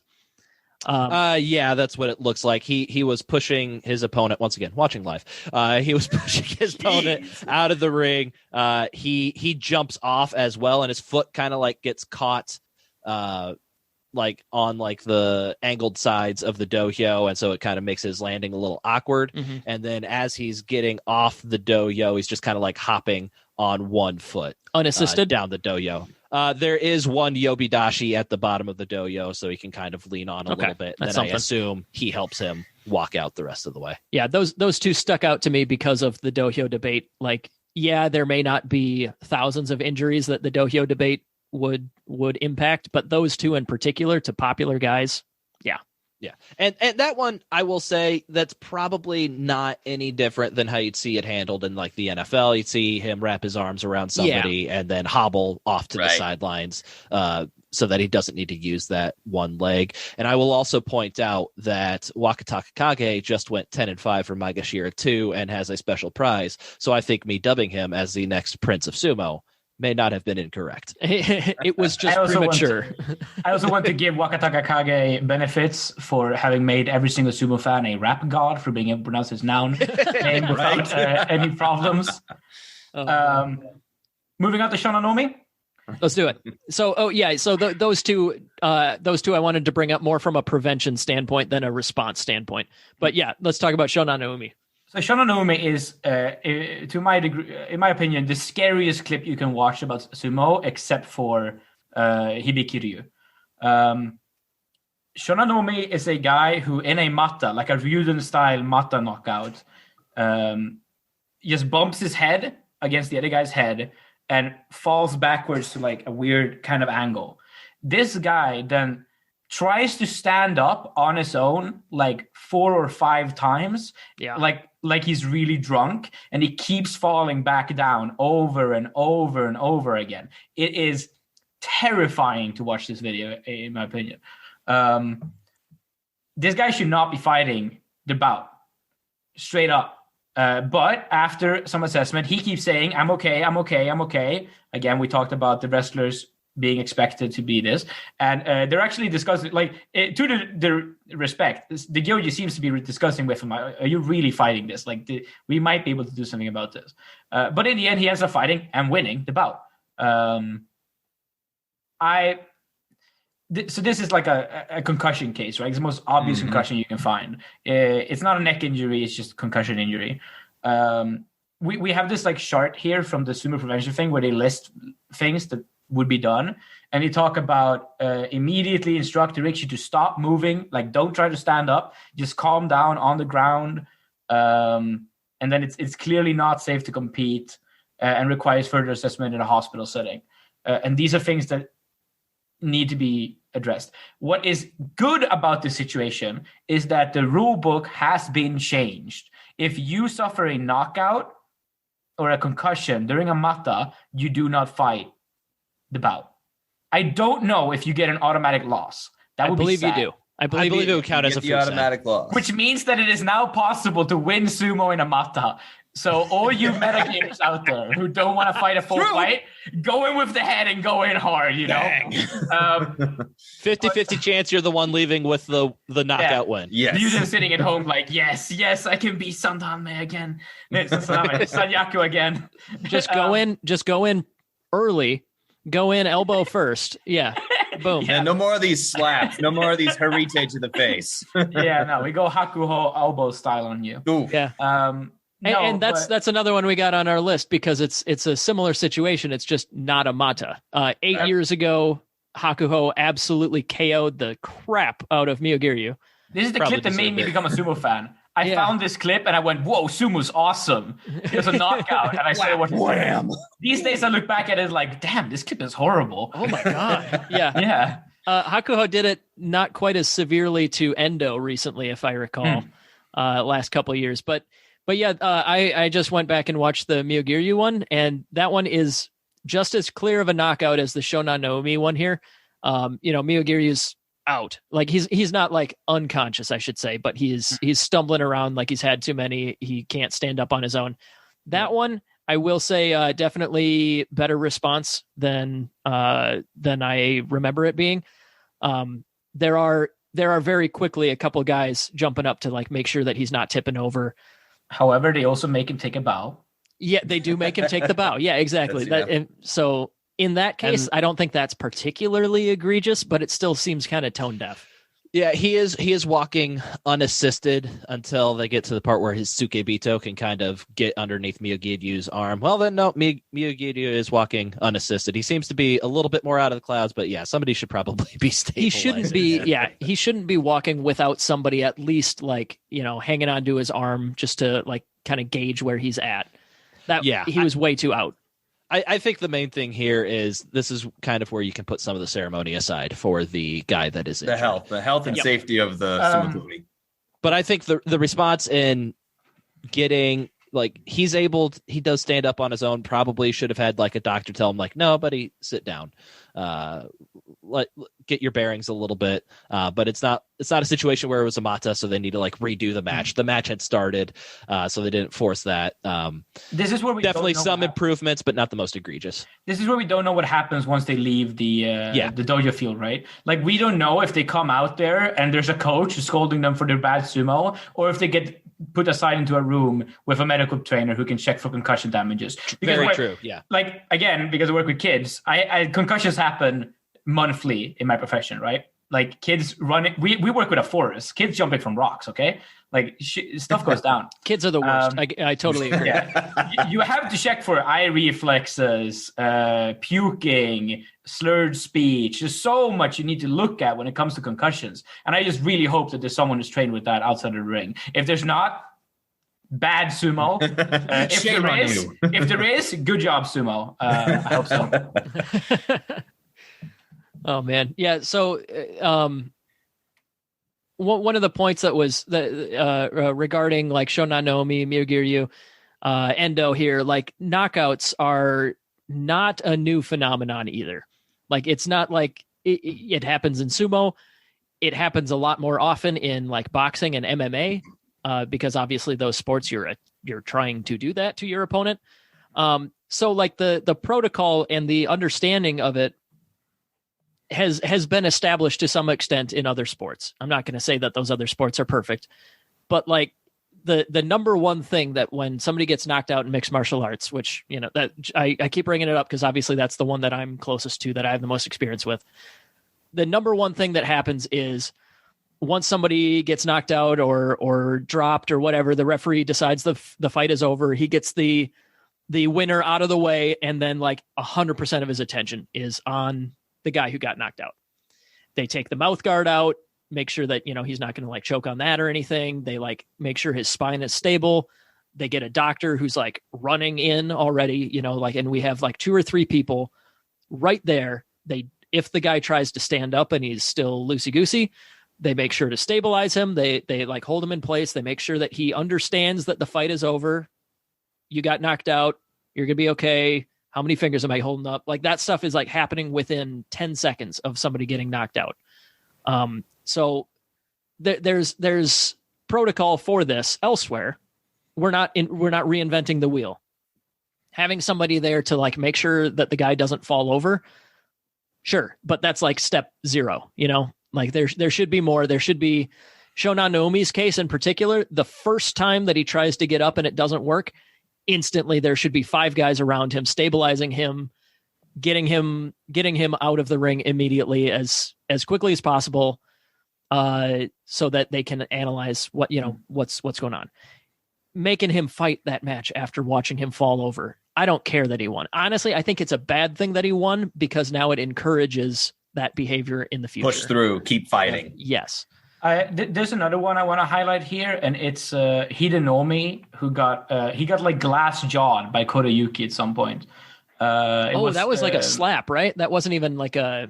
punch it was or like a headbutt. So basically, it was 2016. It was he got slapped across the jaw. And I mean, if you watch boxing or at least Ippo, you know about the glass jaw and how it can Not like shake anymore. your head around because the angle starts shaking your head, and that's how the concussion happens.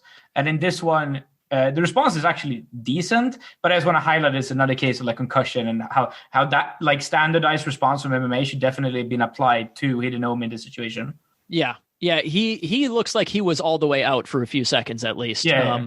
But there's of course the couple seconds of hemming and hawing and looking around who's in charge. But yeah, so that one was like as clean of a striking knockout as I've ever seen. Like hit him right on the chin with the. Hey, it's Koto Yuki. He tapes his hands for a reason. It's Koto Yuki. Nope, not anymore. No, I don't miss the rat bastard. He's always been my nemesis. It's the reason I got to talk to you guys. I made a Koto Yuki joke in your Twitter section. Is that what made us fall in love initially? Yeah. But yeah, so like that one. Yeah, there's the hemming and hawing, like I said, but then they actually get him into the wheelchair for that one, which I like that. They didn't like force him to stand up and everything. Didn't force him to walk out under his own power. So, but yes, it is another example of a knockout and what can be done to handle it. That one, pretty good. Last one I had on the list. If you guys have more, by all means, feel free to bring them up. But Onaruto Oyakata, tweets loading here. This one was also from March. There's a match that goes to the ground. Both guys are tumbling off of the ring. And basically one of the guys accidentally does a rolling thunder head kick to the Shimpan. Oh, that's right. I remember that match. I'm like, yeah. Yep. So by that, I mean, he's like doing a somersault and his heel comes around and just like chops the Shimpan right in the face. Like a flying axe kick. Yeah. So I think he had like an eye injury from this. This is one where the only way to prevent it would have been not have the Shimpan right there, which is obviously a non-starter. I mean, this COVID prevention right there. Face mask, boom, he's good. Maybe if he was wearing like a motorcycle helmet or something, he would have been okay. But yeah, this one, there was no loss. There was no loss of consciousness. There was no, it wasn't like they made him get up and wrestle a match or something after getting kicked in the head. But yeah, again, there isn't a ton of film on this one. So like, I don't know how long he was laying there on his own, but he was laying there on his own for a little bit. I would love to learn more about this one, but I've been having a little bit of trouble finding news on it. There was a news article about it that I found a translation for, but now that link is dead. So that sucks. But yeah, so again, that one falls more into the category of less preventable, but notable. And I know the response wasn't great, but I don't know the specifics of how bad it was. So I'm not going to talk about that one too much more. You guys have any others that you wanted to bring up, or any other any other points on like what could have been done differently on any of these? No, I think we've kind of run the gambit with the different kind of injury types, and been through my video watching. We've been pretty thorough about what the response was and what we think they could have done differently. Yep, you're carrying the team here. Too. I'm always carrying the team, Jake. You don't got to tell me. I'm driving the bus this episode. Get out of my face. So last thing to talk about here is what is going to happen going forward. Probably nothing. Absolutely nothing. From the standpoint of the JSA, very little. Yeah, I would be surprised. One, I would be absolutely shocked if we saw another incident like Hibikiryu anytime soon. That one, freak accident for sure. But if we did, I would be surprised if the reaction, the response to it was as poor. I do feel like this one has been covered in the news enough that there should be some shaming. I think similar to the Shona Naomi one, which happened fairly recently, there was plenty of shaming that came to them, and so they immediately came out with the half-assed policy that they had. Because I still think I think it's up to the I don't remember the exact. It is up to the wrestler. It's up to the wrestler. But I remembered we weren't exactly 100% thrilled with the results, but they did something. They did something. Something is often better than nothing. So hopefully, similar situation, we get an announcement. It's like, yeah, this is what'll this is our procedure if this happens next time. Hopefully, they have shown recently in the past that they are willing to do some changes in the interest of Rikishi health. As I said previously, I really want to press on this. Something is better than nothing. We've talked about a lot of things today. We talked about a lot of really ambitious changes. We talked about hiring personnel. But literally, if I see like a Sumo follower tweet that is like, today Rikishi are gathering for Injury Prevention Day to educate themselves on what they can do in these situations, I'll like tweet 20 times about how happy I am about that. Success! Yeah, like something's going on, some kind of preparedness and protocol, because that's really what I'm going to press on. The thing we brought up at the beginning of the episode, the need for protocol, who's in charge, and training to get rid of brain freeze in case of emergencies. That's number one. That has to happen. Yeah. I do want to correct us from a minute ago there. It is not up to the wrestler to decide if it's not like, are you okay to continue in the Shonan Naomi case? It's not his decision, but it is still a loss if he cannot continue, and thus the incentive is still on the wrestler to show that he is okay. So, okay. Yeah, so nuance there. It is still on the wrestler to hide it, I guess. Yeah. If we had our druthers, it like that knockout would happen, and then the Sheepon would say, "Okay, nope, you lose, you cannot compete. Yep, done. Go to the back, cease, get some help." Or better yet, like there's no, other than like tradition, which obviously is a pretty big reason. Other than tradition, there really isn't any reason that we can't have non-standard records. You can have like ties in most sports. I mean, Sumo used to, yeah.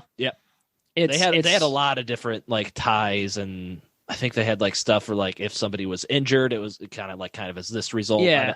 I don't remember the exact history of it, but yeah, they had stuff like that, and don't know why. This is why on Sumo DB there's a whole bunch of letters you can see behind certain bouts, and there's like white circle, white square, black square. We know those, but you can find triangles, and I got super freaked out, and it wasn't like a giant research spree of like, what is this triangle? Yeah, you know? What are you? Yeah. You can have records for a tournament that has like 4 numbers in it. You know, like it's strange, and I get it that it's cleaner, it's prettier, it's, you know, if everyone has 2 numbers or absences, you know, like whatever, but like what is to me it seems like if that happens, it should be the equivalent of like a no contest in other combat sports. It's like this match doesn't happen for either one of your records, it just counts as like effectively a draw.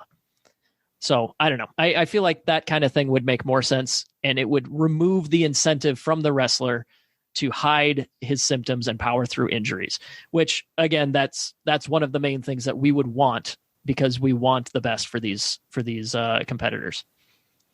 So all that said, though, we're not expecting that, certainly not because we made a podcast about it, but we're not expecting a lot of action from the JSA here. What we are expecting and hoping for, and have already seen, is action from the community to make sure that our voices are heard as much as we can. We're going to put out a podcast to both of our listeners. We have Whatta's parents. Yes. Whatta's parents are going to listen. Probably my wife. But whatever. But no, not your wife. No, she doesn't care. No, that's ridiculous. But we mentioned earlier, Taka Gaijin has been active on this. Search Facebook for Campaign for NSK Injury Protocols. That's a new group that has been started that has already sent out an open letter or 2. Also, you can find Hibikiryu's contact information if you would like to send a letter of encouragement. I think that's probably something that we should do as a show, at least gather attention to it. So go look for that. This page hasn't gotten a ton of attention yet, so hopefully us calling it out will help. But it's just set up as a good place to gather so that we can organize thoughts. If we get any responses to these open letters, that's where that will be. We got another group like that as well, started on Twitter. Let's see, I'm going to look up what that exact page title is. While you do that, I just want to say that I think Hibikiryu would be very pleased if the Yokozuna Deliberation Council West honored him as honorary Yokozuna for his ability. We will we will take it under advisement. We'll convene and see if that suggestion goes YDC through. West. He would be the first one to get a belt from us. Yeah. It is also Campaign for NSK Injury Protocol. Same name on Twitter and on Facebook. But yes, so like I said, though, both of those are just gathering places to make our voices heard as much as we can. So I encourage you to follow both of those, post any ideas you have. If there is any direct contact that we have with anyone in the sumo community, that's where we want it. And just keep talking about it. I made a tweet that was like half joking that, like, you know, like one of the weird cross sections of my silly niche interests is I'm also big on ancient Roman history. So there's a very famous line, Cato the Elder always thought that Carthage was like the biggest enemy. So every speech, it doesn't matter what he's talking about. If he's speaking in the Senate, at the end of his speech, he goes, "Oh, and also I think Carthage should be destroyed." Like, it doesn't matter the topic. He's like, you know, like, here's what I think about our sewage system, and we should destroy Carthage. So, like, I kind of want that to be like the famous phrase is "Carthago delenda est." So he would just tack that onto the end of his speeches or whatever. But like, I kind of think that Hibikiryu, we're not gonna have a better mobilizing event that will, you know, get us off our butts to do what little we can, like this one. So I want this one to be brought up as often as we can. Anytime there's news, I want us to share it with each other, get it out in the communities. It's a big deal, and I really want this to be something that's a call to action for as many people as possible. The other thing that we're going to do as a podcast is that I have a family friend who actually had an almost the same situation kind of injury in American football. If you've ever heard of Chris Norton, he's actually got a documentary on American Netflix about his recovery. About his American injury. I say American Netflix because, like, you know, it's different VPNs and different stuff's available depending on what country you're in. Yeah. In America, you can find his documentary. Whatta, good luck. But he had a similar injury where, you know, it was a vertical impact, and he did not have feeling below the neck. He was, and he talks about this all the time. Like, he's actually a motivational speaker now for people that have had similar injuries. And his big thing is like the equipment that he had access to, the doctors he had access to, the instant response. He was airlifted to a hospital straight from the field. Like, it was everyone pulled out all the stops. And because of that, and because of the type of injury that he had, he's been able to recover partial function. Like, he was able to actually walk down the aisle at his wedding. That's like, spoilers for the movie, Jay. I was about to say, hey. But like the kicker here is because it happened during a NCAA sanctioned event, it's covered by the NCAA insurance. And because of that, he was able to get access to the absolute best care that a human being could have for this kind of injury. And he has he's dedicated his life now to making sure that as many people as possible have that access, because that is, you know, part of what he credits for, you know, the amount of recovery and the amount of, you know, frankly, for, like, you know, it's a life-threatening injury when this kind of thing happens. So, like, that care is extremely important. I sent him an email, and we're going to have a chat, and I'm hoping that it can either be a blog post. We can get his thoughts on this injury, and, you know, what it is specifically about his the access to care that he had that has been so helpful to him. If possible, you know, it just depends on his availability. If you know, if I can, I'll try and get him get a Zoom call. Maybe we can get some audio out of it. But either way, he's one of the most uniquely qualified people to talk about this kind of thing that I know. So I have reached out, and we're going to have some sort of content with his input on it. So keep an eye out for that in the next few weeks. What else? Like, we've been talking on, like I said, on Twitter with these new groups. We're keeping the word active. I just encourage everybody to do the same. If you're in a Discord community about sumo, please speak up about this. There's so many Discord communities about sumo these days, and I'm involved in like 2 of them. I spent some time moderating one of them for a while. And this is like one of the forums we're talking a lot. So I as someone who comes from that ground, you know, like, I want that kind of community to be a positive factor in this. So please, speak seriously about this and be Rikishi health oriented with your priorities. Exactly. That's what I want to encourage. And the reason is we love sumo. We love the sport. We love the history. We love the mystique. We're speaking up about it because we want to see it to continue forward. This is huge for us. We want this to continue. We want the love for the sport to grow, and we want to make sure that the Rikishi and the Sumotori that are competing in it are taken care of. This is so important. No one is trying to destroy sumo. Like that is so important to press on. What Max says is really, really powerful. Mm-hmm. Yeah, we're not like boycotting or anything like, and that's something that we should mention as well. Like as fans in the West, we don't pay for anything really. We just get like YouTube clips and news articles and Sumo DB and stuff like that. These are all things that are free to us. Just we would pay if there was an option. We would. Yes. Watch it. Exactly. If we had an option that wasn't like, pay for an entire, what is it? Like we have to pay for an entire like cable subscription or something. That's like the only technically legal way for us to watch all matches or something. Mm-hmm. I don't even know if it's available. Yeah. Regardless, it's nothing that is a realistic option for us to contribute monetarily to sumo. So the English language sumo community has just found our ways around it. Us boycotting means nothing because they don't get any money from us.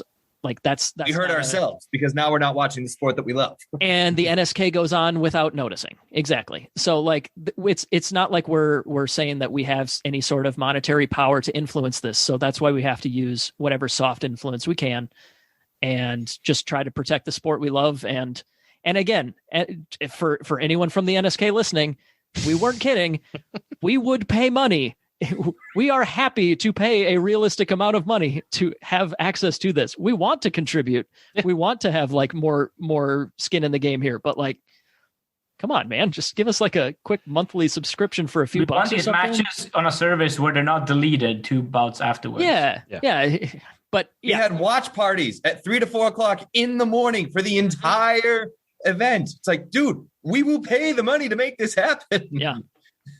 But yeah, all that said, though, sorry, go ahead, Ryan. Oh, no, I was just going to say, I don't know about you guys, but I'm personally going to be picketing outside the Kokugikan until ball pits are instituted outside of the dojo. I'll follow my national predecessor, Greta Thunberg, and I'll sit outside with a sign every day, Not quite as noble a cause, but I appreciate the enthusiasm. Yeah, so I like the enthusiasm. Oh, man. Well, if you also care about Rikishi health, please tell us in a 5-star review on iTunes or what have you. How was that, Ryan? Was that good? That's right. You're learning from the master. I like it. Yeah. Thank you, master. You've taught me well.